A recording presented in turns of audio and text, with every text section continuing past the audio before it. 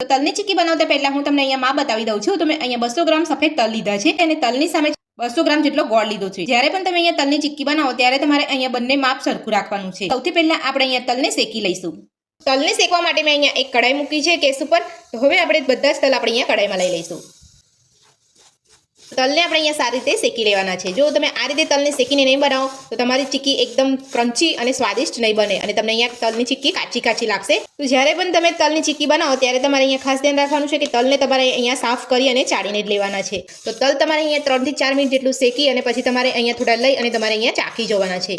જો તમે ખાઈને ચેક કરશો તો તમને ખબર પડી જશે કે તલ તમારા અહીંયા શેકાયા છે કે કાચા છે. શેકાયા હશે તો તમને અહીંયા એકદમ સરસ રીતે તમે ચાવી શકશો અને જો અહીંયા તલ બરાબર શેકાયા નહીં હોય તો તમે જ્યારે ચાવશો ને ત્યારે એનો કાચો કાચો સ્વાદ લાગશે એટલે તમને અહીંયા ખબર પડી જશે. તો આ રીતે તમે આસાનીથી તલને ચેક કરી શકો છો.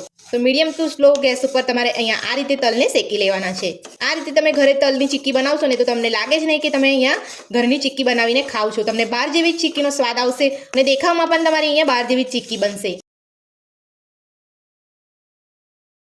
તો જ્યારે પણ તમે ચીક્કી બનાવો ત્યારે તમારે અહીંયા બે વાતનું ધ્યાન રાખવાનું છે કે તમારે અહીંયા એકદમ સરસ રીતે તલને શેકી લેવાના છે અને બીજું કે જ્યારે પણ તમે અહીંયા ગોળનો પાયો કરો ત્યારે તમારો અહીંયા ગોળનો પાયો પરફેક્ટ થવો જોઈએ. જો તમારે ગોળનો પાયો પરફેક્ટ નહીં થાય તો તમારી ચીક્કી બગડી જશે. તો હું તમને તલ શેકાઈ જાય એટલે હું તમને ગોળનો પાયો પરફેક્ટ કઈ રીતે બનાવો એ હું તમને બતાવીશ.